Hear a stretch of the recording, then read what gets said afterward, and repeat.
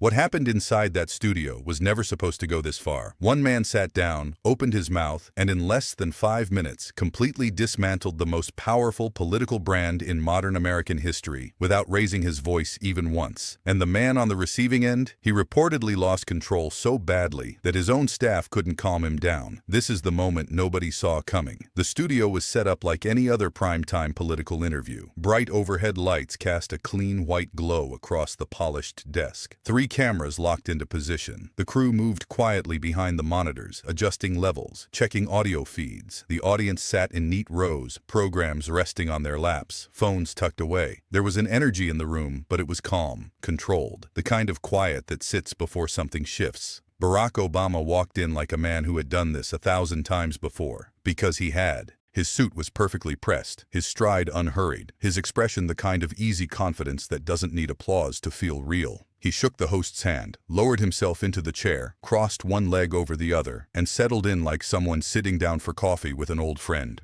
No tension in his shoulders, no tightness around his jaw, just stillness, the kind that fills a room without making a sound. The host opened with something expected. A wide question about the direction of American leadership. The kind of question designed to draw out a safe, polished response about democracy, progress, and the challenges ahead. It was the sort of opening that usually produced careful language, tested phrases, words meant to inspire without offending. Everyone in the room expected exactly that. But Obama didn't take the easy route. He paused. Not the kind of pause that comes from hesitation. The kind that comes from choosing each word like placing a stone on a chessboard. His eyes moved to the camera, locked in, and when he spoke, the temperature in the room dropped by 10 degrees. He said he was worried. Not about foreign enemies or economic downturns. He was worried about the highest court in the land refusing to hold power accountable. He was worried about a system bending under the weight of one man's refusal to follow rules that applied to everyone else. He said, the most dangerous thing in a democracy is when someone convinces themselves that the law doesn't apply to them, and then convinces millions of others to agree. The audience shifted. A few people exchanged glances. The host's pen stopped moving across the notepad. Something had changed. This wasn't the usual Obama. This was sharper, more direct, more deliberate. He kept going. He talked about leaders who confuse personal loyalty with patriotism. Leaders who hear criticism and call it persecution. Leaders who repeat the same lies so many times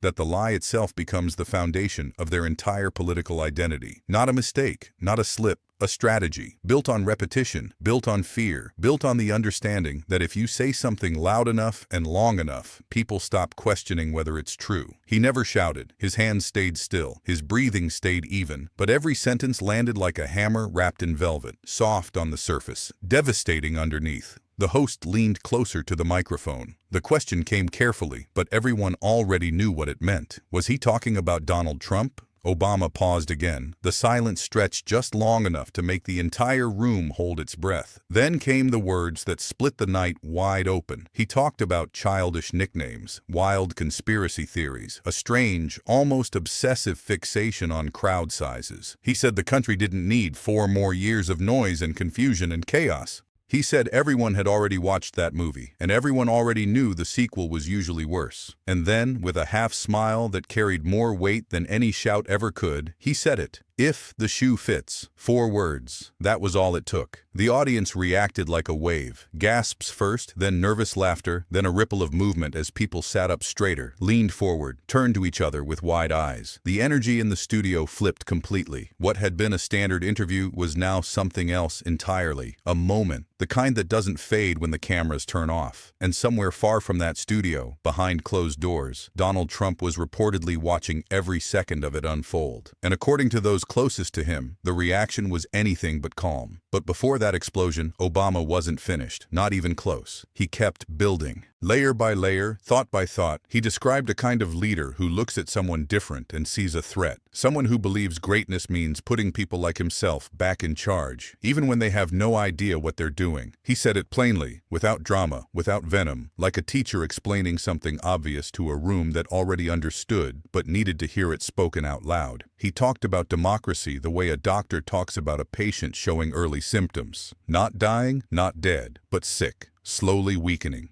He said it doesn't collapse in one dramatic moment. It crumbles quietly, one compromise at a time, when facts become suggestions, when elections only count if the right person wins. When public anger is stoked and stirred because angry people are easier to control than informed ones. The room had gone almost perfectly still. No coughing, no rustling, no shifting in seats, just silence and the low hum of studio lights above. Then, Obama did something unexpected. He smiled, and he talked about diapers. He said he remembered walking into a store after his first daughter was born, staring at the price tag on a pack of diapers, completely shocked. He remembered the late nights, the mess, the exhaustion of being a new father figuring it out one day at a time. Then he looked into the camera and asked a simple question that hit harder than any policy argument ever could. You think Donald Trump ever changed a diaper? Laughter broke through the studio like sunlight through storm clouds. But underneath that laughter was a blade. Because the point wasn't about diapers. The point was about connection, about understanding ordinary life, about the gap between a man who remembers the price of diapers and a man who rode a golden escalator to announce his presidency and hasn't stopped complaining since.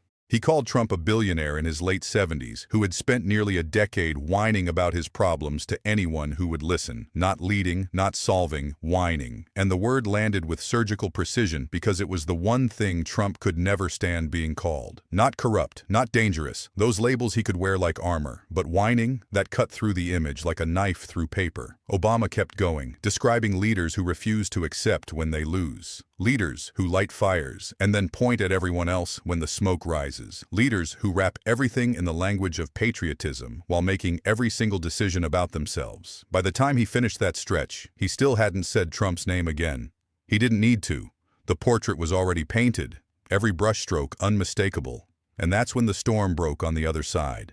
According to people in the room with Trump, the reaction was immediate. Not irritation, not frustration, pure, unfiltered fury, the kind that fills a room and pushes everyone to the edges. He reportedly started shouting at the television screen, his voice cracking with anger. He accused the media of ambushing him. He accused Obama of performing for the cameras. He accused his own people of letting it happen, of not warning him, of not having a response ready before the words even left Obama's mouth. His hand came down on the table hard enough to shake the glasses sitting on it. Staff moved in, voices low, trying to bring the temperature down. But every attempt at calm only seemed to make it worse. He wanted counterattacks drafted immediately. He wanted clips pulled, statements written, narratives spun. He wanted war. Anything, everything, as long as the moment didn't stand on its own without a fight. But here's the part that made all of it so devastating. The more Trump reacted, the more he proved Obama right, in real time, without even realizing it. Because Obama's entire point was about emotional fragility disguised as strength, about leaders who crumble the moment someone refuses to play their game. And there was Trump behind closed doors doing exactly that, crumbling, raging, proving every single word true. The contrast was impossible to ignore. On one side, a man sitting under studio lights, voice steady, posture relaxed, choosing every word like a surgeon choosing an instrument. On the other, a man reportedly pacing and screaming, slamming furniture, demanding retaliation against a criticism delivered so calmly it barely sounded like criticism at all. That contrast is what turned this from a political moment into something much bigger. Obama never insulted Trump the way Trump insults others. He didn't mock his appearance, didn't attack his family,